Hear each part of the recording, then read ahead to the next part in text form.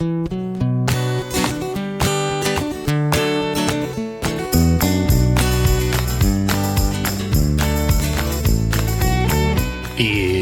the Underpowered Hour on this week's show. A pickup truck new Defender. JLR's hack wipes out 25% of Tatsan Motors profits. And then we talk about rebuilding a differential in your Land Rover. And now, here's the show.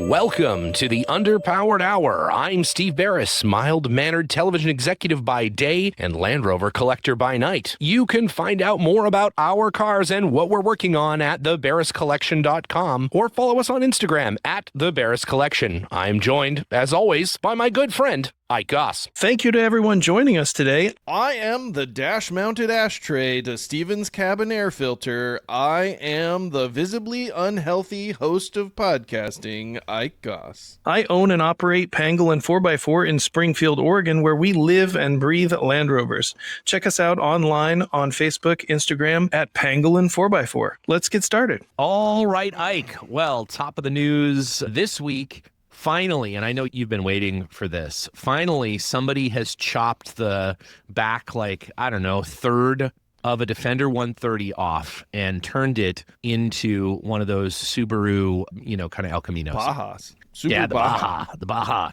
So your brand new Defender El Camino, now available, sort of, like any of these things are available. Are they really? We don't know. Could you actually buy one? Would anybody actually get it? I don't know. But a company has finally, because I know there's just so many people that want the Honda Avalanche of Defenders, has created a what you can only describe as a pickup crew cab kind of version of the all new Land Rover Defender.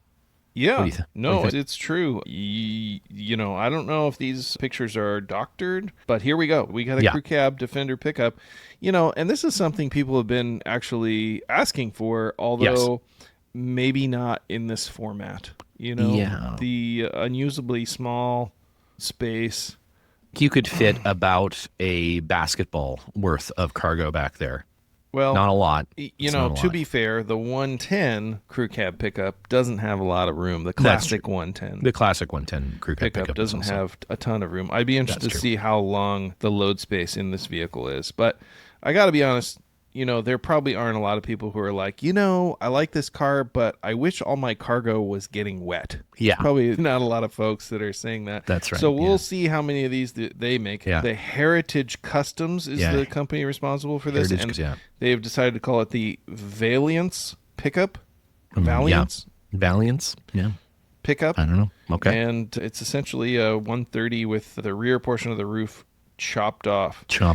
And then you've got a tiny roll bar. Got a tiny roll bar, like a Marty McFly Toyota Hilux. So you've got a little roll bar back there, and they have retained half of the signature panel, which is very important. You really got to have that signature panel. You got to have that. They were only able to save half of it, but hey, half is better than none. So how many Sawzall blades do you think they used in the Oh my God, this is just vehicle? Oh yeah, you have to definitely buy in bulk to get through this thing.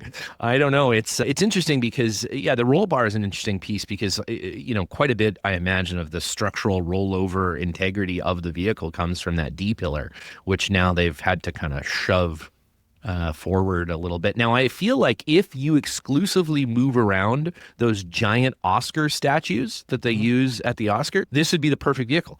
Like, it feels like it would fit one of those perfectly. That wouldn't fit in your normal 110 because the roof is obviously there. So if you move around Oscar statues for a living, this is your vehicle. Just anything really tall. Like a Pope. Yeah. If you got a Pope to drive around. You got a Pope to drive around, yeah. Yeah. This is a great foundation. He doesn't even have to take his hat off. He can stand up. Yep. Everybody can see him. It's great. Yep. This thing, they say, now the wording here is not really adding clarity to the cost, but it says, we were told a conversion would set you back a total of 155,000 euros. Right. And what I don't understand is, does that include the price of the vehicle or not? No, I can't imagine it would because the vehicle itself is close to $90,000. These kind of stupid things usually cost hundreds of thousands of dollars. So, who knows though? Who knows? Maybe you could get a deal. What I like is that it is described as unmistakably commanding. Unmistakably commanding. The thing that I can't stand is when you're mistaken as commanding. But in fact you aren't. Or you are commanding, but you're mistaken for not commanding. If you look at the photos, the photo gallery. I did look at it, yes. You'll see not only that there's a 130, but also it appears to be possibly a 110 crew cab pickup truck. Yeah, I see that one. It's a black one. Yeah, the black one is very murdery. It's got all kinds of lights. It's got some extra little plastic checker plating on the hood, which is nice. It's got, very big fender flares. It's almost entirely fender flare. Now, this is the sort of vehicle that would appeal to your Russian oligarch, mobster crowd. Bond villain. Yeah. And for sure. Is this an Octa? Can we tell this? It's hard to say. It looks by the wheels. It looks Octa-esque, but I don't know. I'm not sure. So, if you need one of these things, call up these people, Heritage Customs. Yeah. And if you're a third world dictator, call them up. Yep. If you are heir to the Saudi Sovereign Wealth Fund, then you can give them a call and they'll be there. Speaking of the Saudi Sovereign Wealth Fund, Destination Defender is back here on the West Coast. I guess they're going to do this East Coast, West Coast thing.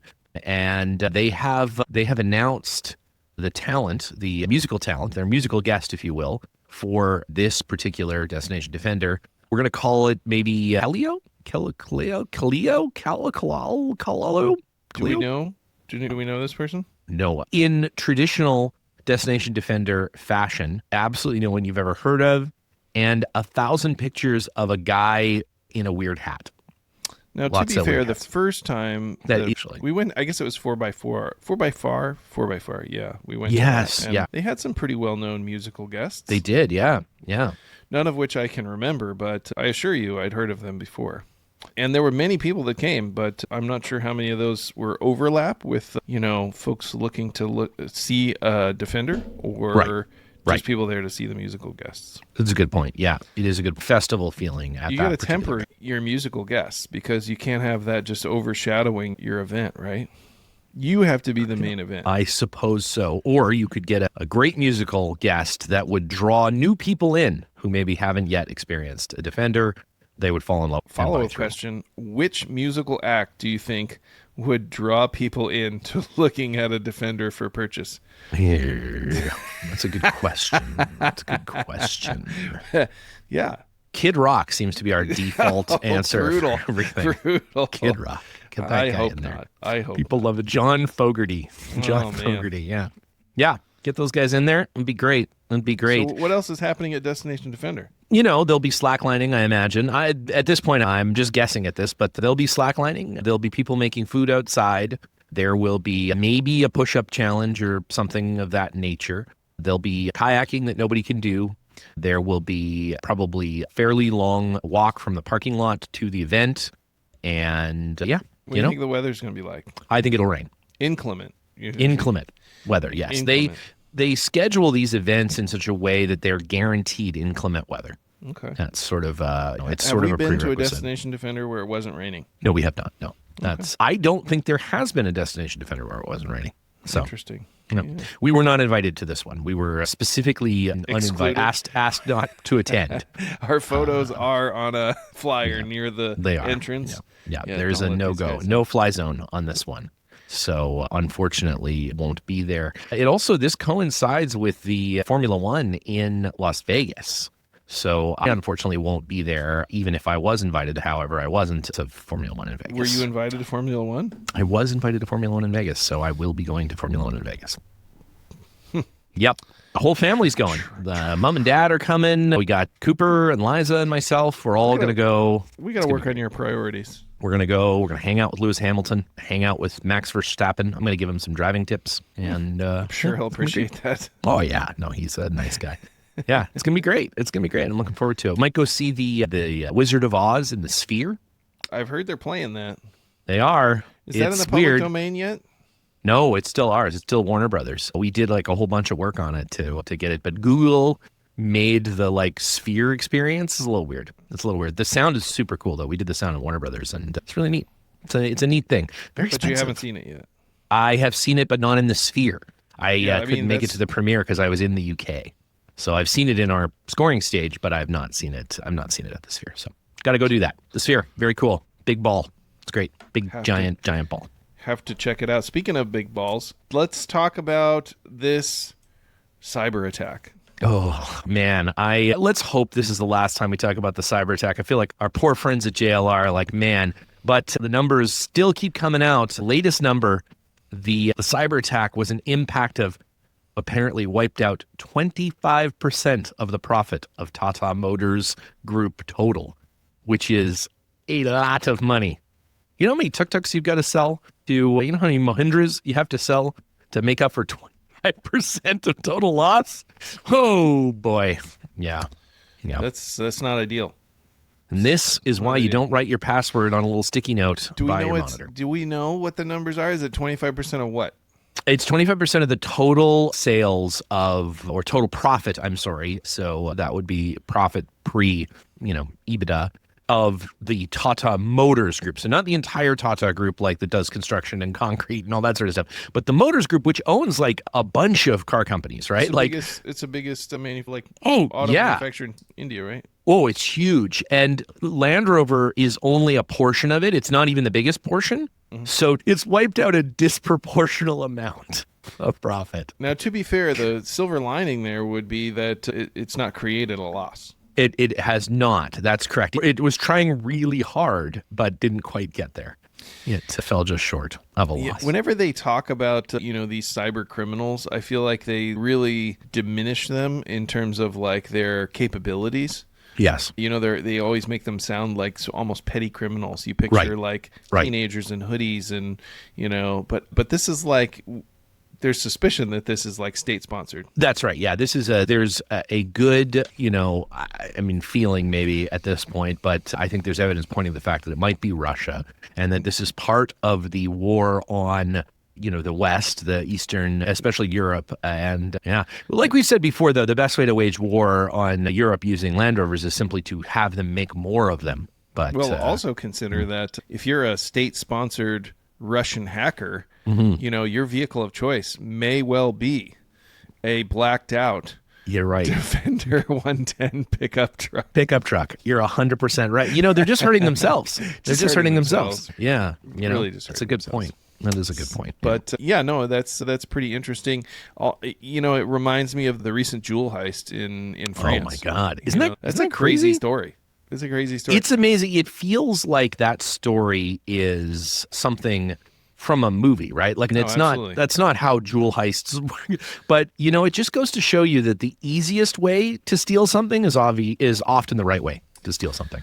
Yeah, at least that's the ones that you hear about, right? Yeah. And where they drove a truck, like a ladder truck up to the side window of the Louvre, and they And the interesting thing about those trucks is those are how they get furniture. I was talking to my producing partner, Sonny, who's Parisian, and he said the reason that wasn't weird, because I'm like, like a baggage loader comes up to the side of a building and nobody's he's like, no, that's how they get furniture in and out of apartments in Paris because their hallways, I guess, are really tiny. Okay. So they have these special trucks that it's essentially like a sliding bucket truck. Right. Okay. So they drive it it is kind of like a cargo loader for an airplane. They drive it up to a window and it has a little cargo box on it, and they'll put all the furniture in there and they'll drive up the ladder up to the window and then they'll unload it into the apartment. And so this wouldn't have seemed odd to be driving around central Paris, and even to be going up to the Louvre or something wouldn't have seemed odd to anyone. They were in blaze orange vests and everything. But yeah. And they tried to start it on fire before they left it, but some security guards showed up, so they jumped on their motorbikes and got away. But they were trying to set the truck on fire. Oh, to just get rid of the evidence, to get rid of the evidence or whatever. If that had been a Land Rover, no problem. It would have started on fire by itself, so you wouldn't have needed to take the extra step. It's like a note in Mission Impossible. This vehicle will self-destruct. Just immediately self-destructs. Yeah, exactly. Now, I was reading an article, and they caught these people.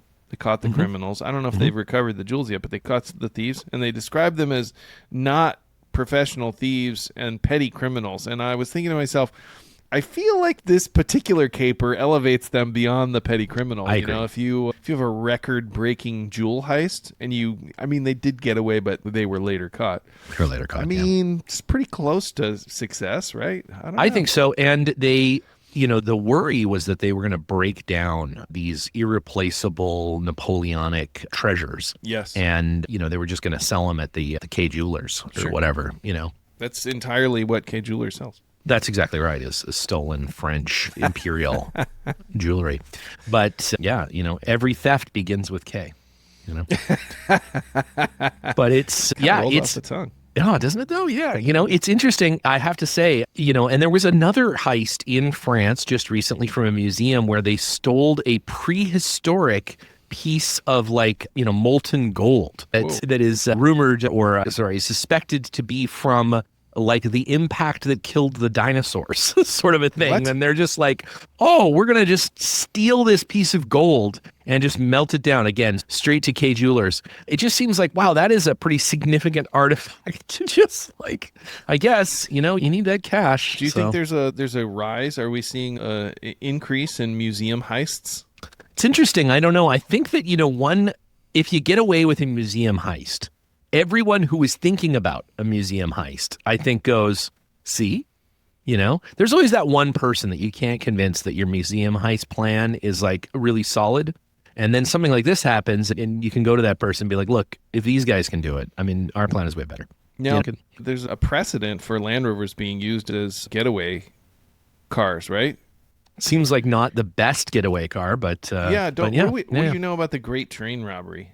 Oh, I know only a little very bit about it, but tell me about the Land Rover Great Train Robbery. I wish I knew more. I remember reading some articles where a Land Rover was used as the getaway vehicle in that, and it was at the time the largest heist of all time, Right, yeah. I think those people were also caught. Because the Land Rover broke down shortly after. The constable literally walked and caught them. Wasn't a big deal, yeah. That's where you definitely want to use a Toyota Hilux. No, but I do think that a Land Rover was used in that heist. Now, which cool. Land Rover, and does it still exist, and where is it now? Those are questions that we need to investigate. We'll get the Ministry of Research on that right away, because I'm interested in knowing what happened to that. Cool. I love those sort of weird Land Rovers. There's a lot of those. Like Bush Tuckerman's Land Rover. There's they're around. They're these sort of famous adjacent Land Rovers, and if you saw one of those somewhere, you'd be like, oh, this is super cool. Really cool. Yeah, that thing needs to be in a museum, or everybody likes to use vehicles for what they were intended for, but maybe press it back into service. Get it back into service. Yeah, maybe steal it from the museum that it's being shown in right now. So the internet says Land Rover was a key part of the Great Train Robbery of 1963, used by the gang to stop the train and transport the stolen money to a hideout. Oh. It says 2 Land Rovers were used, along with a Bedford RL truck. And that was used to move the loot from Brigadow Bridge to a nearby farm, Leatherslade Farm. Police later found the vehicles on the farm and used them as evidence, including taking fingerprints from one of the Land Rovers. Well, they made the mistake of not burning it. Yes. Apparently. So it didn't actually self-immolate that particular Land Rover. Yeah. So, throughout it says they were also used to confuse the police because they used the same license plate on both Land Rovers to confuse the police. So it actually 2. It's confusing. So police as to why you would use a Land Rover for this type of thing. No, when you think about it, they're the perfect thing. Easy to stop a train and carry lots of stuff back and forth to farms. It's sort of what they were built for. Yeah, SKF 580 is the registration number. Now, what we need to do is get on the DVLA website and see if that is still registered. So if you give me a minute, I can look that up. No, I think you should. I think the inquiring minds want to know. Or we could just ask Michael Bishop, who I'm sure, as he has every plate from every Land Rover memorized, he would maybe know where that car is. SXF 580? Yeah. Well, we won't bother, Michael, but I bet we could do a quick DVLA search, because DVLA has this wonderful feature on their website, and it'll tell you if something is currently registered, a feature that we do not have in the United States. That is correct. Yeah, it is really hard. You have to know a cop. Check to see if a vehicle is taxed and has an MOT. Ooh. Would you think this would be MOT exempt at this point? I imagine they're old enough. That's true. But if it's taxed, that means it's registered, right? Mm-hmm. So SXF 580. Yep. We're gonna look this up so that everybody can know if this vehicle still exists. It says the vehicle has not been found. So maybe it's not. Maybe it's not in the system anymore. Well, if anybody has any information on the Great Train Robberies, Land Rovers, drop us a note, because, man, that seems like an interesting bit of business. Speaking of business, I understand you got down to some differential business. It's rear end business, if you will. Yeah, we're working the rear end. It's been all gears and pinions here all last week, getting the NAS 90 rally car ready for SEMA. It's there right now, actually, along with Liza and Jenna, the classic Dream Machine, the NAS 90 rally car from the first year that Liza and Jenna ran in the Rebelle Rally, but it needed a new rear end, new differential, as the high horsepower John Eels motor that we put into it blew up that old differential like it was its job. Do you think it was time? Had you ever replaced that differential previously? No. So that was the original factory differential from 1994? That's correct. Yes, that's correct. Yeah. So it was probably built in 1993? So at least, yeah. We're looking at a differential that's 30 years old, and now you've been driving that vehicle all that time. You never taken it off the road? Yeah, no, it's been driven that entire time. Yeah, it's got hundreds of miles on it. It's hundreds of thousands of miles on it. So it was time. It was due. Yeah, it was definitely time. And adding an extra, 220 foot-pounds of torque to the motor, something's gonna give there. That's just how it works. And so we decided, as we have with most of the rally cars, to fit the Ashcroft AATB, or the automatic torque biasing rear differential. So talk to us a little bit about this. Is this a job that you'd ever done before?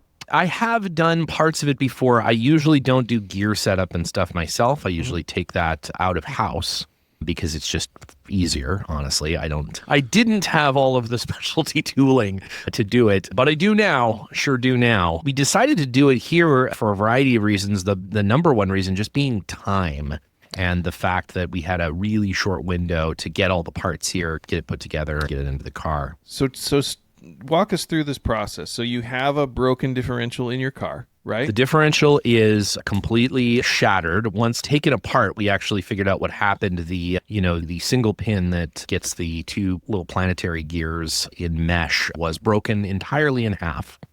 And just metal confetti all over the inside of it. So that's destroyed. And then what happens? You got to take it out. Now, did you buy the parts to rebuild your original? Did you buy another differential and then set it up with the locker? What did you do? So we decided we were going to keep the original differential housing because it was okay. It was in great shape.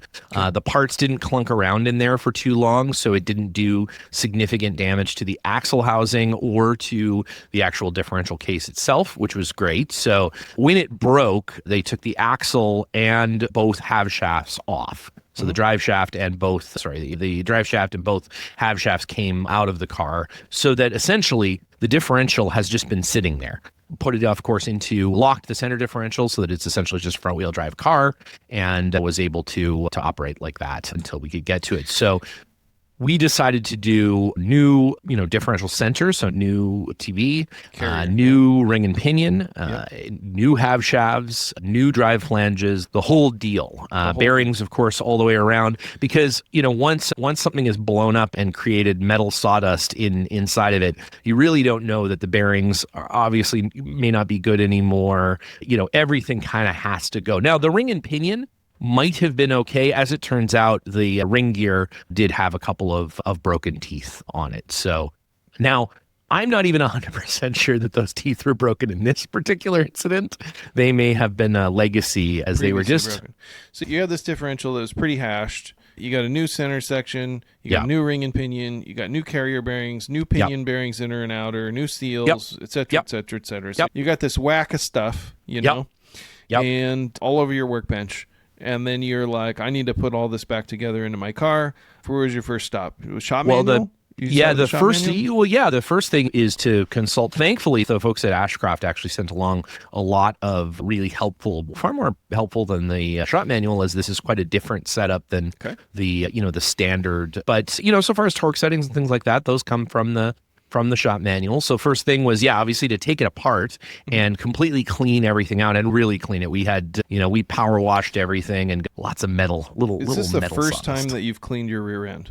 This is the first time, yes. Yeah, this is and we went bidet style and did a hard pressure washing of it. Pressure washing. Okay. Yeah, it was great. But that sounds like it might tingle. It was nice. Yeah, it was nice. So got it all cleaned up, got all of the metal, combination of gear oil and metal shaving, like sludge out of it, out of the axle housing as well, right? So the axle had to be completely cleaned out and to make sure that it was free of debris. So you inspected your original differential housing, gouges or wear, cracks or whatever. Yeah. Did you magnaflux it? Did you just give it a visual inspection? Did you use a dye penetrant?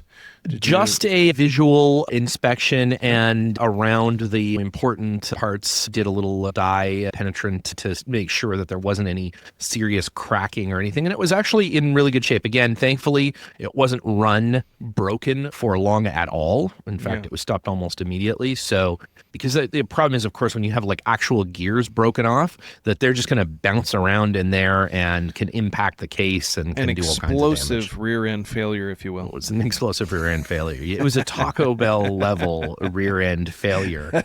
And So job everything one, got apart. Job one, is that setting the pinion height? What does that do? What is that? Well, so you went through, first of all, as it turns out, job one was holding the differential case in a way that it was that it was like usable and serviceable, because first of all, getting it completely apart, there's two major things, right? A is just holding the whole case, but B is the drive flange and the bolt that secures the drive flange to the pinion. It's at like 125 pounds or something. Like, it's incredibly tight, and holding the drive flange still while you take that bolt out. Land Rover, sells a specific tool for it. They do. We made one here on the Plasma where we cut out a flange that had a receiver for a 1/2-inch wrench on it so that we could hold it with a breaker bar bolted to the drive flange, and then ugga-dugga out that bolt, and it was fine. Or not. We have a special Land Rover tool that actually says Rover on it, and on one end it has a pin wrench for adjusting the carrier bearing preload. So that's one end, and then the other end has a wrench for holding the pinion, the pinion flange. Yeah. And so talk to me about your fixture. Is this a fixture that you made, or did you buy one?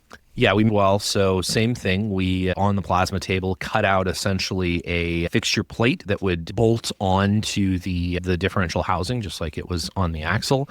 And then from there could be, in our case, bolted to our fixture table. So, that has the bolt pattern of the differential, or is it one of those scissoring style mounts? It has the bolt pattern of the differential. So it essentially, we took luckily we had ordered some new gaskets from Rovers North to seal the differential again. And so we were able to just essentially scan that gasket and then make that into a file that we could then create a fixture for.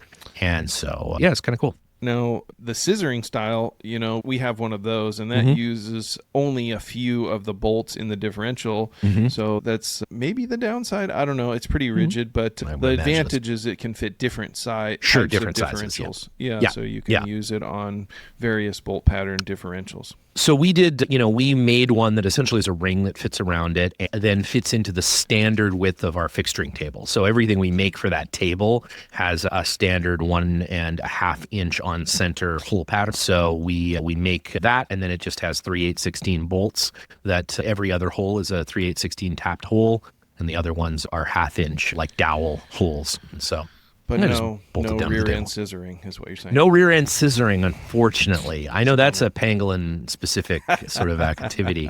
But yeah, bolted it down, got the old pinion out, and then it comes the process of pressing out all of the bearing seats. Yep. So thankfully we have a pretty fancy shop press here, and we're able to get all but one of the inside carrier bearing seat. We just didn't have any tooling that would fit in there properly, as it's sort of got two little knocks on either side for pressing specifically on it. So those had to be chiseled out, with a brass drift, and man, those things are really in there, especially after 30 years. They're in there. So, but the press wasn't helpful because you didn't have the press tool. Couldn't get a tool into with it, so we just pounded it out, and that was fine.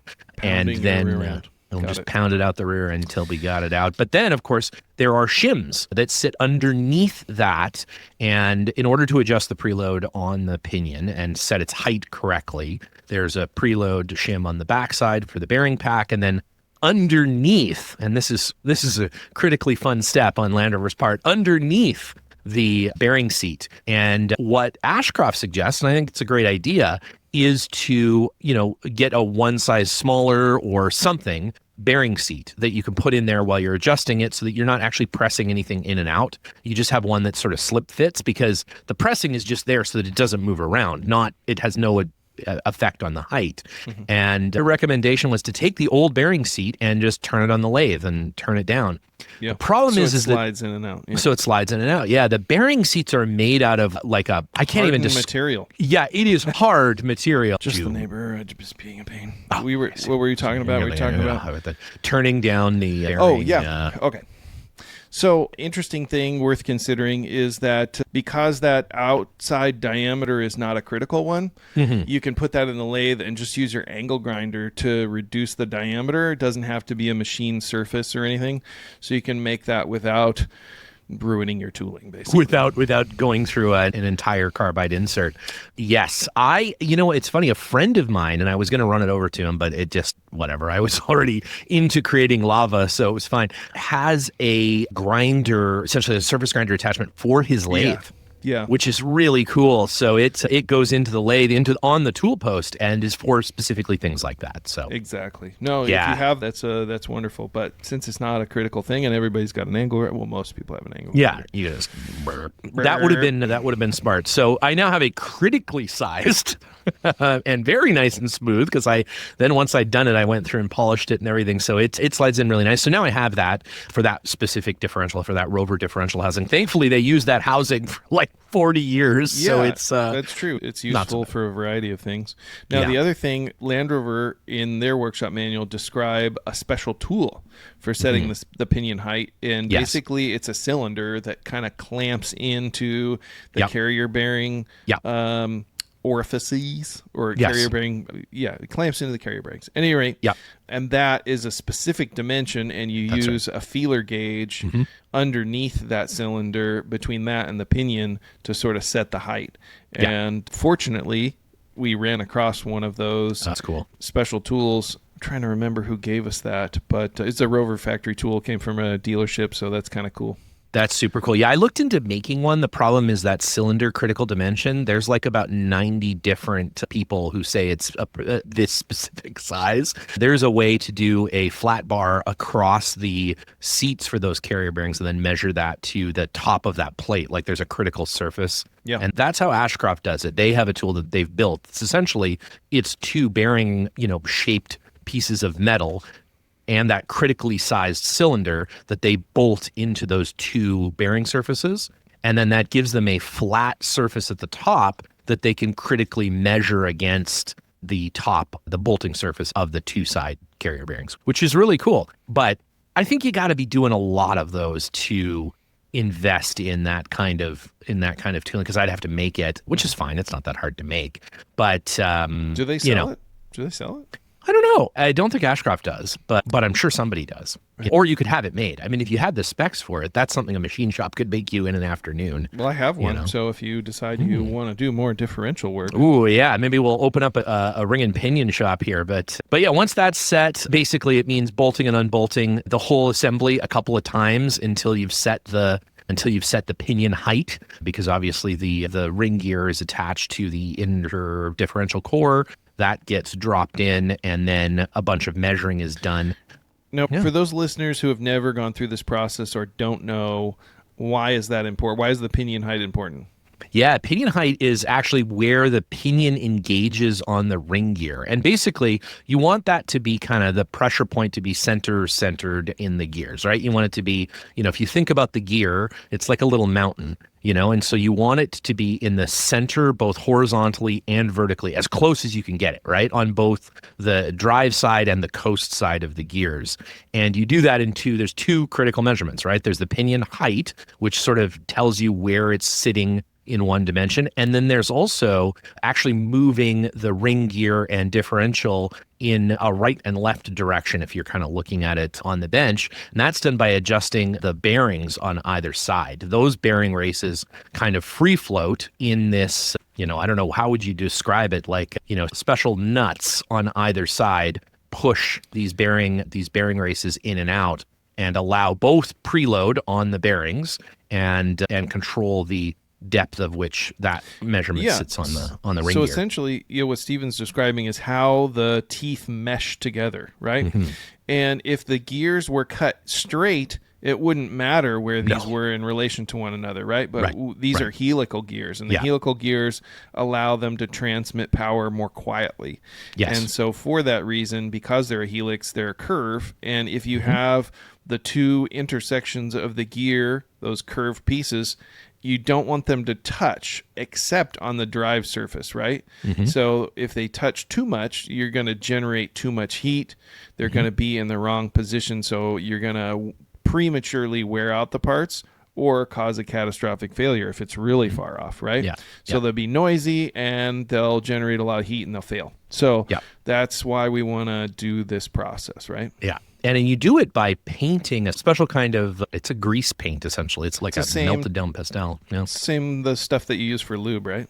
Yeah, it's exactly what I use. It's yellow, it's bright yellow, and that way easy to identify in the dark. But you paint this stuff on and run the gear around a few times, and it will actually transfer from the pinion or from the ring gear over to the pinion. So you actually see on the ring gear, you'll see a little void of where it has touched the pinion, and that allows you to kind of move it up and down and right and left. And unfortunately, without all of the specialty tooling, you do that by trying it out, taking it all apart, putting in a different shim, putting it all back together, trying it out again.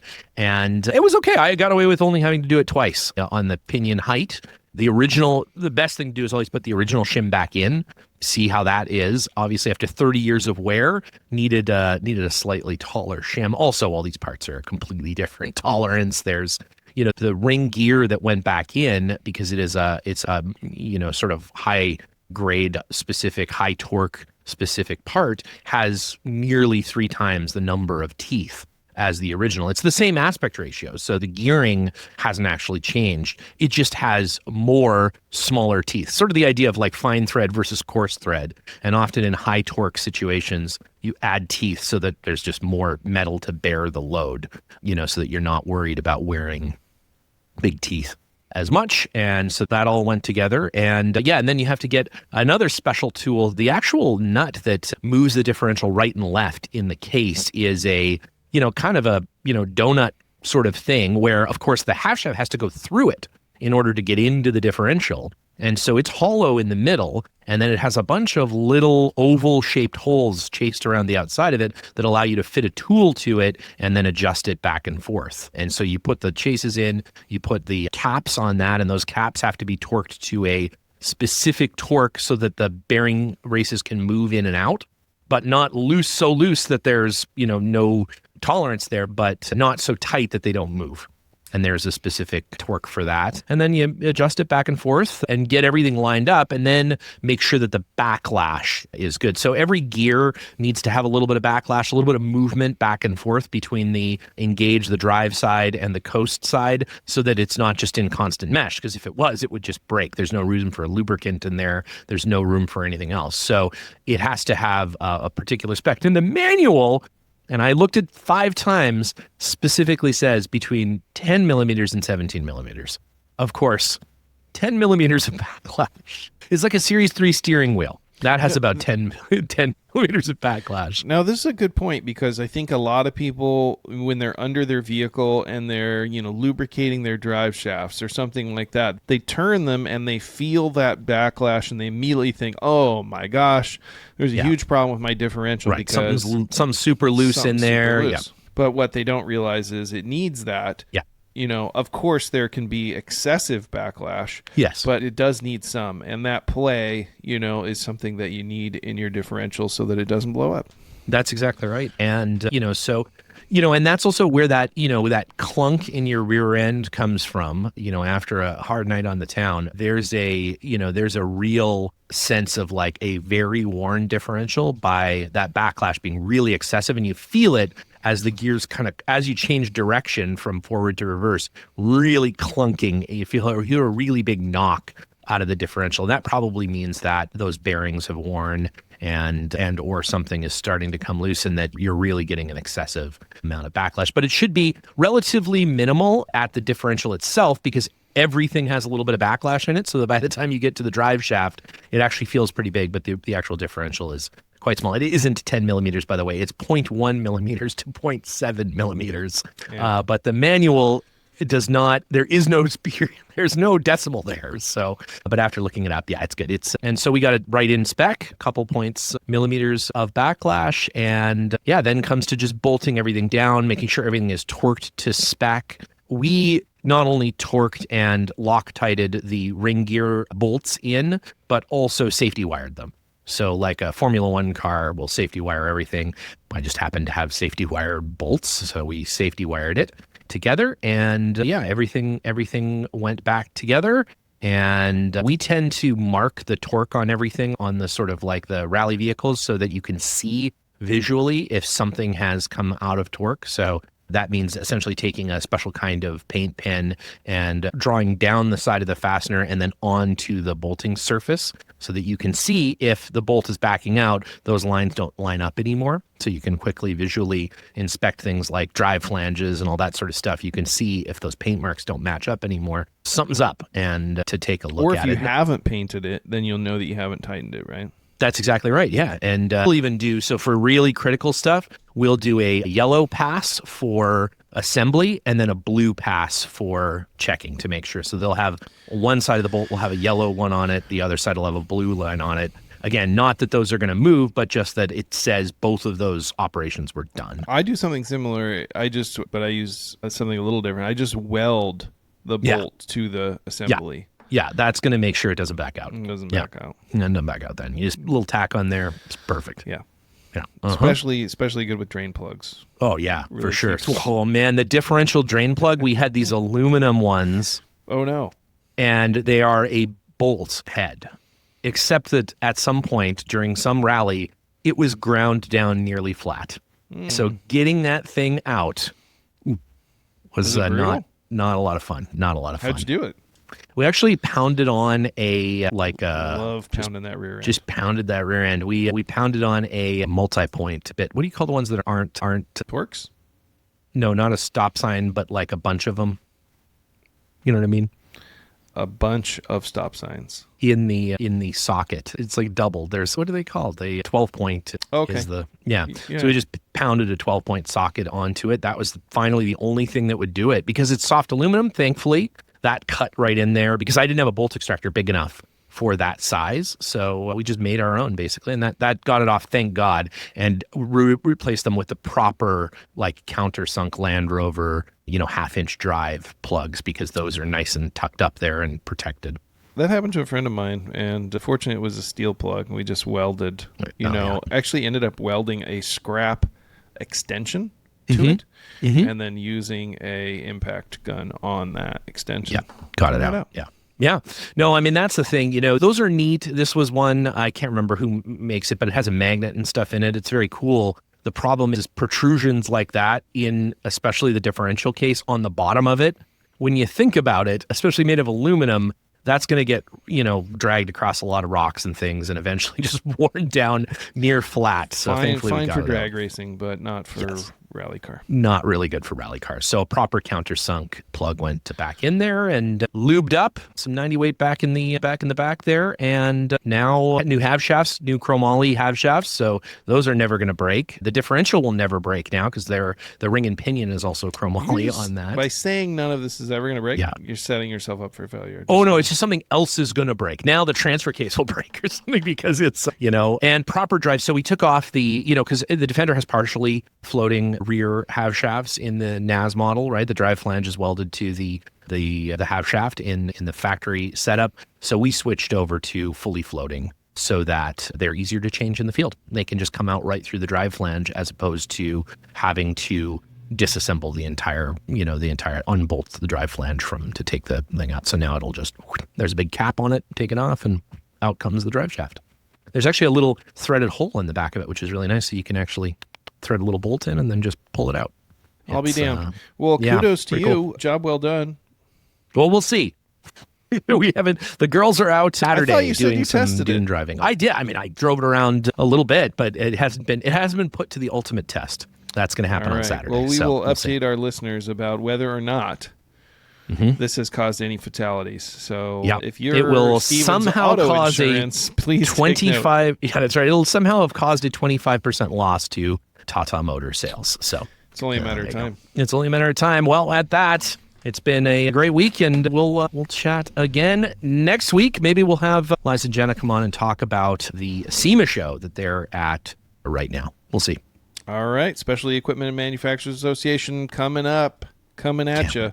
So exciting. Thanks again, Steven. See you on the trail. All right, buddy. See you next week.